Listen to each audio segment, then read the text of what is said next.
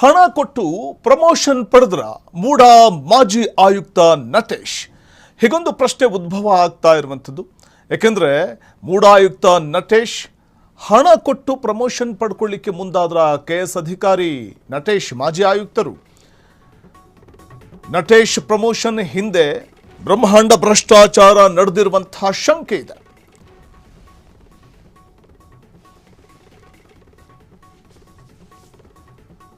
ಮಾಜಿ ಆಯುಕ್ತ ನಟೇಶ್ ಬಡ್ತಿಯ ಹಿಂದೆ ಭಾರೀ ಲಂಚಾವತಾರ ನಡೆದಿರುವಂತಹ ಸಾಧ್ಯತೆ ಇದೆ. ಸಾಮಾಜಿಕ ಕಾರ್ಯಕರ್ತ ಸ್ನೇಹಮಯಿ ಕೃಷ್ಣ ಇದೊಂದು ಆರೋಪ ಮಾಡ್ತಾ ಇದ್ದಾರೆ. ಕೆಲ ದಿನಗಳ ಹಿಂದೆ ನೋಡಿ, ಅಲ್ಲಿ ಮೂಡಾ ಸೈಟ್ ಹಗರಣದ ಪ್ರಮುಖ ಆರೋಪಿಯಾಗಿರುವಂತಹ ನಟೇಶ್ KS ಅಧಿಕಾರಿ. ಆದರೆ ತಮ್ಮ ಪ್ರಮೋಷನ್ಗೋಸ್ಕರ ಕೋಟಿ ಕೋಟಿ ಹಣವನ್ನು ಕೊಟ್ಟು ಪ್ರಮೋಷನ್ ಪಡ್ಕೊಂಡ್ರ, ಲಂಚ ನೀಡಿ ಪ್ರಮೋಷನ್ ಪಡ್ಕೊಂಡ್ರ. ರಾಜ್ಯದ CSಗೆ ಲಂಚ ನೀಡಲಾಯ್ತಾ? ರಾಜ್ಯದ ಮುಖ್ಯ ಕಾರ್ಯದರ್ಶಿ ಶಾಲಿನಿ ರಜನೀಶ್ ಮೇಲೆ ಸ್ನೇಹಮಯಿ ಕೃಷ್ಣ ಅವರು, ಸಾಮಾಜಿಕ ಕಾರ್ಯಕರ್ತ ಸ್ನೇಹಮಯಿ ಕೃಷ್ಣ ಅವರು ಮಾಡ್ತಾ ಇರುವಂತಹ ಆರೋಪ ಇದು. ನಟೇಶನ್ನ ಅಮಾನತು ಮಾಡಿ ವಜಾ ಮಾಡದೆ ಪ್ರಮೋಷನ್ ನೀಡಿದೆ ಅಂತ ಸ್ನೇಹಮಯಿ ಕೃಷ್ಣ ದೂರ್ತಾ ಇದ್ದಾರೆ. ಈ ಸಂಬಂಧ ಕೋರ್ಟ್ನಲ್ಲಿ ಅರ್ಜಿ ಸಲ್ಲಿಸ್ತೀನಿ ಅಂತ CSಗೆ ದೂರೆತ್ತಿದ್ದಾರೆ. ಹಣ ಕೊಟ್ಟು ಪ್ರಮೋಷನ್ ಪಡೆದ್ರ ಮೂಡ ಮಾಜಿ ಆಯುಕ್ತ ನಟೇಶ್. ಮೂಡಾ ಹಗರಣ ನಡೆದಂತಹ ಸಂದರ್ಭದಲ್ಲಿ ಇದೇ ನಟೇಶ್ ಆಯುಕ್ತರಾಗಿದ್ದರು. ಯಾವಾಗ ತನಿಖೆ ನಡೆಸಿದಂತಹ ಸಂದರ್ಭದಲ್ಲಿ ಬ್ರಹ್ಮಾಂಡ ಭ್ರಷ್ಟಾಚಾರವನ್ನು ನಟೇಶ್ ತಾವು ಆಯುಕ್ತರಾಗಿದ್ದಂತಹ ಸಂದರ್ಭದಲ್ಲಿ ಹೇಗೆ ನಡೆಸಿದ್ದಾರೆ ಅನ್ನುವಂಥದ್ದು ಬಟಾ ಬಯಲಾಗಿತ್ತು. ಇಂಥ ನಟೇಶ್ ಈಗ ತಾವು ಪ್ರಮೋಷನ್ಗೋಸ್ಕರ ಹಣವನ್ನು ಪಡೆದಿರುವಂತಹ ಒಂದು ಆರೋಪವನ್ನು ಸ್ನೇಹಮಯಿ ಕೃಷ್ಣ ಮಾಡ್ತಿದ್ದಾರೆ. ಮೂಡಾ ಸೈಟ್ ಹಗರಣದ ಪ್ರಮುಖ ಆರೋಪಿ ಈ ನಟೇಶ್ ಕೋಟಿ ಕೋಟಿ ಹಗರಣ ಆರೋಪಿಗೆ ಆಯ್ಕೆ ಶ್ರೇಣಿಯ ಪ್ರಮೋಷನ್ ನೀಡಿ ಆದೇಶವನ್ನು ಹೊರಡಿಸಲಾಗಿರುವಂಥದ್ದೇ ಸ್ನೇಹಮಯಿ ಕೃಷ್ಣ ಅವರ ಆರೋಪ. ಕಾರಣ ಪ್ರಮೋಷನ್ ಪಡೆಯುವುದಕ್ಕೆ ರಾಜ್ಯದ CSಗೆ ಲಂಚವನ್ನು ನೀಡಲಾಗಿದೆ ಅಂತ ಗಂಭೀರ ಆರೋಪ ಮಾಡಿದ್ದಾರೆ. ರಾಜ್ಯದ ಮುಖ್ಯ ಕಾರ್ಯದರ್ಶಿ ಶಾಲಿನಿ ರಜನೀಶ್ ಅವರಿಗೆ ಪತ್ರ ಕೂಡ ಬರೆದಿದ್ದಾರೆ. ನಟೇಶನ್ನ ಅಮಾನತು ವಜಾ ಮಾಡದೆ ಪ್ರಮೋಷನ್ ನೀಡಿರೋದ್ರ ಕಾರಣ ಏನು ಅನ್ನುವಂಥದ್ದು ನಟೇಶ್ ಅವರ ಪ್ರಶ್ನೆ. ಅಂದರೆ ನಟೇಶ್ ಅವರ ಕುರಿತಾಗಿ ಸ್ನೇಹಮಯಿ ಕೃಷ್ಣ ಅವರ ಪ್ರಶ್ನೆ. ನಟೇಶ್ ಅವರು ಪ್ರಮೋಷನ್ ಅನ್ನು ಪಡ್ಕೊಳ್ಳೋದಕ್ಕೆ ಲಂಚ ನೀಡಿದ್ದಾರೆ ಅನ್ನುವಂಥ ಒಂದು ಆರೋಪ ಸ್ನೇಹಮಯಿ ಕೃಷ್ಣ ಅವರದ್ದು. CSಗೆ ಸ್ನೇಹಮಯಿ ಕೃಷ್ಣ ಅವರು ಮಾಡ್ತಾ ಇರುವಂತಹ ಒಂದು ಗಂಭೀರವಾದಂತಹ ಒಂದು ಪ್ರಶ್ನೆ ಅವ್ರ ಕಡೆಯಿಂದ, ಸ್ನೇಹಮಯಿ ಕೃಷ್ಣ ಅವರಿಂದ CSಗೆ.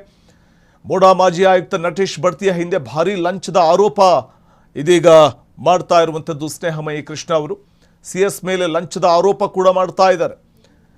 ಶಾಲಿನಿ ರಜನೀಶ್ ಸರ್ಕಾರದ ಮುಖ್ಯ ಕಾರ್ಯದರ್ಶಿಗಳು, ಸೊ ಅವ್ರ ಮೇಲೂ ಕೂಡ ಗಂಭೀರ ಆರೋಪವನ್ನು ಮಾಡ್ತಾ ಇರುವಂಥದ್ದು. ಈ ಸಂಬಂಧ ಅವರಿಗೆ ಪತ್ರ ಮುಖೇನ ಕೂಡ ಪ್ರಶ್ನೆಯನ್ನು ಮಾಡಿದ್ದಾರೆ ಸ್ನೇಹಮಯಿ ಕೃಷ್ಣ.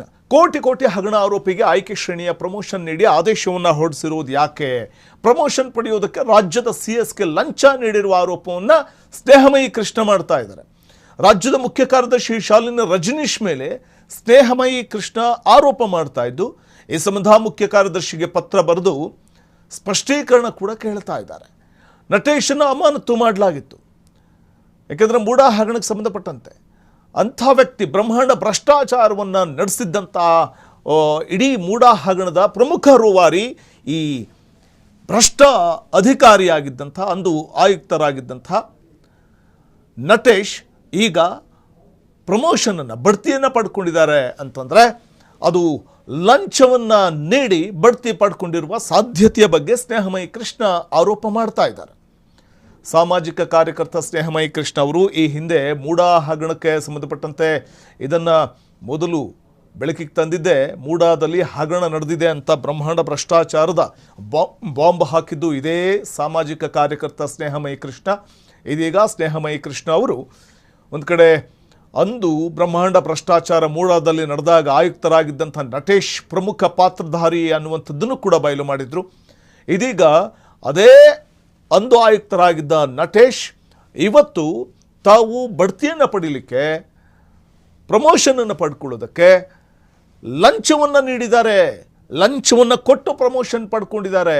ಬ್ರಹ್ಮಾಂಡ ಭ್ರಷ್ಟಾಚಾರವನ್ನು ಮೂಡಾದಲ್ಲಿ ನಡೆಸಿದ್ದಂಥ ಇದೇ ನಟೇಶ್ ಅಂತ ಇದೀಗ ದೂರ್ತಾ ಇರುವಂಥದ್ದು. ಪ್ರಮುಖವಾಗಿ ಆರೋಪವನ್ನು ಮಾಡ್ತಾ ಇರುವಂಥದ್ದು ಇದೇ ಸ್ನೇಹಮಯಿ ಕೃಷ್ಣ ನಟೇಶ್ ವಿರುದ್ಧ.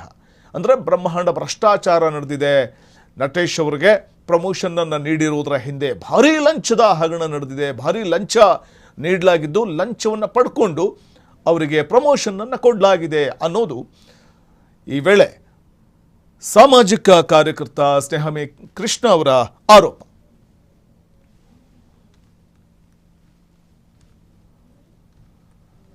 ಮೂಡಾ ಮಾಜಿ ಆಯುಕ್ತ ನಟೇಶ್ ಬಡ್ತಿಯ ಹಿಂದೆ ಭಾರೀ ಲಂಚದ ಆರೋಪವನ್ನು ಮಾಡ್ತಾ ಇದ್ದಾರೆ ಸಾಮಾಜಿಕ ಕಾರ್ಯಕರ್ತ ಸ್ನೇಹಮಯಿ ಕೃಷ್ಣ. ನಮ್ಮ ಜೊತೆ ಮಾತಾಡಲಿಕ್ಕೆ ಮತ್ತೊಂದು ಕಡೆ ಸಾಮಾಜಿಕ ಕಾರ್ಯಕರ್ತರಾದ ಸ್ನೇಹಮಯಿ ಕೃಷ್ಣ ಅವರು ಸಂಪರ್ಕದಲ್ಲಿದ್ದಾರೆ. ಸರ್ ನಮಸ್ಕಾರ. ನಮಸ್ಕಾರ ಸರ್, ಒಂದು ಕಡೆ ಮೂಡಾ ಹಗರಣದ ಬ್ರಹ್ಮಾಂಡ ಭ್ರಷ್ಟಾಚಾರ ನಡೆದಾಗ ಅದನ್ನು ಬೆಳಕಿಗೆ ತಂದಂಥವರಲ್ಲಿ ತಾವು ಪ್ರಮುಖರು, ಭ್ರಷ್ಟಾಚಾರ ನಡೆದಿದೆ ಅನ್ನುವಂಥ ವಿಚಾರಕ್ಕೆ ಸಂಬಂಧಪಟ್ಟಂತೆ ದನಿ ಎತ್ತಿದಂಥವರು. ಸೊ ಆಗ ಅಲ್ಲಿ ಭ್ರಷ್ಟಾಚಾರ ನಡೀಲಿಕ್ಕೆ ಮೂಲ ಕಾರಣ ಇದೇ ನಟೇಶ್. ಆದರೆ ಇವತ್ತು ಅವರು ಪ್ರಮೋಷನನ್ನು ಪಡ್ಕೊಳ್ಳಿಕ್ಕೆ ಬ್ರಹ್ಮಾಂಡ ಭ್ರಷ್ಟಾಚಾರ ನಡೆದಿದೆ, ಲಂಚದ ಆರೋಪ ಮಾಡ್ತಾ ಇದ್ರಿ ತಾವು. ಯಾವೆಲ್ಲ ಆಧಾರಗಳನ್ನು ಇಟ್ಕೊಂಡು ಮಾಡ್ತಾ ಇದ್ರಿ ಅಂತ ಈ ಆರೋಪವನ್ನು? ಸರ್, ನನಗೆ ಏನು ಬಡ್ತಿ ಆದೇಶ ಆಗಿದೆ ಅದಕ್ಕಿಂತ 4 ದಿವಸಗಳ ಮುಂಚೆ ಅಂದ್ರೆ 9/2/2020 ಈ ಬಗ್ಗೆ ಮಾಹಿತಿ ಬಂದಿತ್ತು. ಯಾವ ಸಂಖ್ಯೆಯ ವಾಹನದಲ್ಲಿ ಹಣ ಸಾಗಾಣಿಕೆ ಆಗ್ತಿದೆ ಮತ್ತೆ ಯಾರ ಮುಖಾಂತರ ಆಗ್ತಿದೆ ಅದ್ರ ಬಗ್ಗೆ ಎಲ್ಲ ಮಾಹಿತಿ ಬಂದಿತ್ತು. ಆ ಒಂದು ಹಿನ್ನೆಲೆಯಲ್ಲೇ ಈಗ ಬಡ್ತಿ ಕೊಡಕ್ಕೋಸ್ಕರನೇ ಇವರಿಗೆ 1,60,00,000 ಕೊಡ್ತಾ ಇದಾರೆ ಅಂತ ಕೂಡ ಮಾಹಿತಿ ಬಂದಿತ್ತು. ಆಗ 4 ದಿವಸದಲ್ಲೇ ಇವರಿಗೆ ಬಡ್ತಿ ಕೊಟ್ಟಿರುವಂತದ್ದು. ಇಲ್ಲಿ ತನಿಖಾಧಿಕಾರಿ ಅಂದ್ರೆ ಲೋಕಾಯುಕ್ತ ತನಿಖಾಧಿಕಾರಿ ಅವ್ರ ವಿರುದ್ಧ ಆರೋಪ ಮೇಲ್ನೋಟ ಕಂಡು ಬಂದಿದೆ. ತನಿಖೆಗೆ ಪೂರ್ವಾನುಮತಿ ಕೊಡಿ ಅಂತೇಳಿ ಅರ್ಜಿ ಸಲ್ಲಿಸಿದ ಸಂದರ್ಭದಲ್ಲಿ ಬಡ್ತಿ ಕೊಡ್ತಾರೆ. ಮತ್ತೆ ನನಗೆ ಬಂದ ಮಾಹಿತಿ ಪ್ರಕಾರ 4 ದಿವಸದಲ್ಲಿ ಇದಾಗಿದೆ ಅಂತ ನೋಡಿದಾಗ ಸ್ಪಷ್ಟವಾಗಿ ಗೊತ್ತಾಗುತ್ತೆ. ಸೊ ನನಗೇನ್ ಮಾಹಿತಿ ಬಂದಿದೆ ಅದ್ರ ಪ್ರಕಾರ ಅಲ್ಲಿ ಭ್ರಷ್ಟಾಚಾರ ನಡೆದಿದೆ ಅಂತ ಹೇಳಿ ಅದಕ್ಕೆ ಪೂರಕವಾಗಿ ನಾನು ಸಾಕ್ಷ್ಯಗಳಿದೆ. ಈಗ ಒಂದ್ ಕಡೆ CS ಮೇಲೆ ಕೂಡ, ಈಗ CS ಕೂಡ ಒಂದು ಸ್ಪಷ್ಟೀಕರಣ ಕೇಳಿ ಪತ್ರ ಬರ್ದಿದ್ರಿ ಅಂತ ಒಂದು ಮಾಹಿತಿ ಇದೆ. ಸೊ ಸರ್ಕಾರದ ಮುಖ್ಯ ಕಾರ್ಯದರ್ಶಿಗೆ ಏನ್ ಪತ್ರ ಬರ್ದಿದ್ರಿ ತಾವು ಅಂತ? ನಾನು ಇದು ಕೇಳಿದೀನಿ, ನೀವು ಹೇಗೆ ಅವ್ರಿಗೆ ಬಡ್ತಿ ಕೊಟ್ಟಿದ್ರ ಅವ್ರ ಮೇಲೆ ಈ ತರ ಆರೋಪ ಇದ್ರು ಕೂಡ, ಮತ್ತೆ ನನಗೆ ಇದರ 9 ತಾರೀಕಿಗೆ ರೀತಿ ಮಾಹಿತಿ ಬಂದ್ರೆ ಅದಕ್ಕೆ ಪೂರಕ ಅದ್ರ ಸಾಕ್ಷ್ಯಗಳಿಗೆ ಇದು ನಿಜ ಅಲ್ಲ ಅನ್ನಾಗಿದ್ರೆ ನಿಮ್ಮ ಹೆಸರು ಯಾರಾದ್ರೂ ಇದ್ರ ಅವ್ಯವಹಾರ ಮಾಡಿದಾರ, ಇದ್ರ ಬಗ್ಗೆ ತನಿಖೆ ಮಾಡೋದಿಕ್ಕೆ ನೀವೇ ಒಂದು ದೂರು ಕೊಡಿ. ಮತ್ತೆ ಹಿರಿಯನು ಇವರು ದಿನೇಶ್ ಅಲ್ಲ ನಟೇಶ್ ಅವರಿಗೆ ಬಡ್ತಿ ಕೊಟ್ಟರೆ ಅದನ್ನ ಆದೇಶ ರದ್ದುಪಡಿಸಿ ಮತ್ತೆ ಕೂಡಲೇ ಅವ್ರನ್ನ ಅಮಾನತುಗೊಳಿಸಿ ಅಂತೇಳಿ ನಾನು ಪತ್ರ ಕೊಟ್ಟಿದ್ದೀನಿ. ನೀವು ಈ ರೀತಿ ನಡ್ಕೊಳ್ದೆ ಹೋದ್ರೆ ಸೊ ನನಗೇನ್ ಮಾಹಿತಿ ಬಂದಿದೆ ಅದು ನಿಜ ಅಂದ್ರೆ ನೀವು ಲಂಚ ಪಡೆದು ಅವರಿಗೆ ರಕ್ಷಣೆ ಮಾಡಿದಿರ ಮತ್ತೆ ಬಡ್ತಿ ನೀಡಿರ ಅಂತೇಳಿ ಭಾವಿಸಿ ನಾನು ಉಚ್ಚ ನ್ಯಾಯಾಲಯಕ್ಕೆ ಅರ್ಜಿ ಸಲ್ಲಿಸ್ತೀನಿ ಅಂತೇಳಿ ಹೇಳಿದ್ದೀನಿ ಅವ್ರಿಗೆ. ಓಕೆ, ಈ ಪ್ರಮೋಷನ್ಗೋಸ್ಕರ ನಟೇಶ್ ಯಾರಿಗೆ ಲಂಚ ಕೊಟ್ಟಿದ್ದಾರೆ ಅಂತ ಆರೋಪ ಮಾಡ್ತಿದ್ರಿ ತಾವು ಅಂತ? ಶಾಲಿನಿ ರಜನೀಶ್ ಅವರಿಗೆ. ಅಂದ್ರೆ ನೇರವಾಗಿ ನೀವು ಆರೋಪ ಮಾಡ್ತಾ ಇದ್ರಿ CS ಮೇಲೆ? ಹೌದು ಸರ್, ನೇರವಾಗಿ ನಂಗೆ ಮಾಹಿತಿ ಬಂದಿದೆ. ಶಾಲಿನಿ ರಜನೀಶ್ ಅವ್ರ ಕಡೆಯವರೇ ಬಂದು ಮೈಸೂರಿಂದ ದುಡ್ಡು ತಗೊಂಡೋಗಿದ್ರೆ ಸ್ಪಷ್ಟ ಮಾಹಿತಿ ಇದೆ. ಏನಿದೆ ದಾಖಲೆ ಈ ಬಗ್ಗೆ ನಿಮ್ಮ ಹತ್ರ ಅಂತ? ಸರ್, ಅದೇ ಯಾವ ಕಾರಲ್ಲಿ ವ್ಯವಹಾರ ನಡೆದಿದೆ, ಯಾರ ಮುಖಾಂತರ ನಡೆದಿದೆ ಅದೆಲ್ಲ ಮಾಹಿತಿ ಇದೆ. ಅದನ್ನ ನಾನು ನ್ಯಾಯಾಲಯಕ್ಕೆ ಅಥವಾ ತನಿಖಾಧಿಕಾರಿಗೆ ಕೊಡ್ತೀನಿ. ಓಕೆ, ಬಟ್ ಒಂದ್ ಕಡೆ ಸ್ನೇಹಮಯಿ ಕೃಷ್ಣ ಅವರು ಯಾವುದೇ ಒಂದು ಆರೋಪವನ್ನು ಮಾಡಿದಂತಹ ಸಂದರ್ಭದಲ್ಲಿ ಅದು ವಿರಮಿಸೋ ಮಾತೇ ಇಲ್ಲ, ಅದು ಒಂದು ತಾರ್ಕಿಕ ಅಂತ್ಯ ಕಾಣೋವರೆಗೂ ಅವರು ಬಿಡೋದೇ ಇಲ್ಲ ಅನ್ನುವಂಥ ಒಂದು ಮಾತಿದೆ ಅಲ್ವಾ? ನಾನು ಸ್ಪಷ್ಟವಾದ ಸಾಕ್ಷ್ಯಗಳಿದೆ, ಯಾವ್ದು ದೂರು ಮಾಡಕ್ ಹೋಗಲ್ಲ. ಈಗ ಕಳೆದ ಸಲ ನಾನು ತನಿಖಾಧಿಕಾರಿ 4,35,00,000 ಲಂಚ ಕೊಟ್ಟರು ಅಂತೇಳಿ ಆರೋಪ ಮಾಡಿದ್ದೆ. ಇವತ್ತು ನೀವು ನನ್ನ ವಿರುದ್ಧ ಏನಾದ್ರು ದೂರು ಕೊಟ್ಟಿದ್ರ ಅವರು ಅಥವಾ ಅದ್ರ ಬಗ್ಗೆ ಏನಾದ್ರು ಸ್ಪಷ್ಟೀಕರಣ ಕೊಟ್ಟಿದಾರ? ಇದ್ರಿಂದ ಗೊತ್ತಾಗುತ್ತೆ. ಈಗ ಅದೇ ರೀತಿ ನಾವು ಶಾಲಿನಿ ರಜನೀಶ್ ಅವರು ಕೂಡ ಈಗ ಅದಕ್ಕೆ ಬಗ್ಗೆ ಸ್ಪಷ್ಟೀಕರಣ ಕೊಡ್ಬೇಕು ಅಥವಾ ದೂರು ಕೊಡ್ಬೇಕು. ಕೊಡ್ಲಿಲ್ಲ ಅಂದ್ರೆ ನನ್ಗೆ ಏನ್ ಸಾಕ್ಷ್ಯ ಸಿಕ್ಕಿದೆ ಅದು ನಿಜ ಅಂತ ಆಗುತ್ತಲ್ಲ ಮೇಲ್ನೋಟಕ್ಕೆ. ಈಗ ನೀವು CS-ಗೆ ಒಂದು ಸ್ಪಷ್ಟೀಕರಣ ಕೇಳಿದಿರಿ, ಅವ್ರ ಕಡೆಯಿಂದ ಏನಾದ್ರು ಒಂದು ಸ್ಪಷ್ಟೀಕರಣ ಏನಾದ್ರು ಬಂದಿದ್ಯಾ?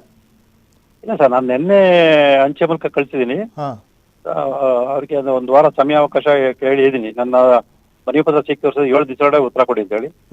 ಅವ್ರು ಯಾವಾಗ ಉತ್ತರ ಕೊಡ್ತಾರೆ? ಈಗ ನೀವು ಸ್ಪಷ್ಟೀಕರಣ ಕೇಳಿದಿರಿ, ಒಂದು ವಾರದಲ್ಲಿ ಉತ್ತರ ಬರಬಹುದು ಅಂತ ನಿರೀಕ್ಷೆ ಕೂಡ ಮಾಡಿದಿರಿ.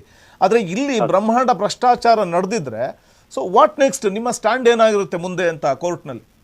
ಸರ್, ಅದನ್ನೇ ತನಿಖೆ ಮಾಡಿಸಿ ಆರೋಪ ಸಾಬೀತುಪಡಿಸಿ ತಪ್ಪಿತಸ್ಥರಿಗೆ ಶಿಕ್ಷೆ ಕೊಡಿಸ್ಕೊಂತಾರೆ. Okay, S. ಜೊತೆಗೆ ಈ ಸಹಜವಾಗಿಯೇ ನಟೇಶ್ ಅವರ ವಿರುದ್ಧ ಮೂಡ ಕೇಸಲ್ಲಿ ದೊಡ್ಡ ಮಟ್ಟದ ಒಂದು ಲಂಚದ ಆರೋಪ, ಭ್ರಷ್ಟಾಚಾರ ನಡೆದಿರೋದ್ರ ಮೂಲ ಕೇಂದ್ರ ಬಿಂದು ಇವರೇ ಆಗಿದ್ರು ಅನ್ನುವಂಥ ಒಂದು ಆರೋಪ ತಾವು ಕೂಡ ಮಾಡಿದ್ರಿ.